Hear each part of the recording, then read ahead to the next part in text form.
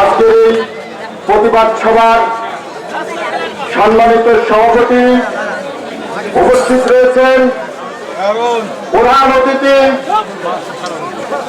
রাজবাড়ী গণমানুষের নেতা, রাজবাড়ীর রূপকার, সাবেক এমপি জনাব আলিনাজ মাহমুদ খৈয়ম সাহেব, সংগ্রামের সাথে বন্ধুগণ, আজকে আমরা এখানে যারা উপস্থিত হয়েছি, আমরা জাতীয়তাবাদী শক্তির সৈনিক হিসেবে এখানে উপস্থিত হয়েছি। নিজামপুরে যে ঘটনাগুলো ঘটেছে ইতিমধ্যে শুনেছি, আমাদের যুবদলের এক নেতার বাড়ি হামলা করা হয়েছে। এখানে আজকাল ভাই পুটি ভাইকে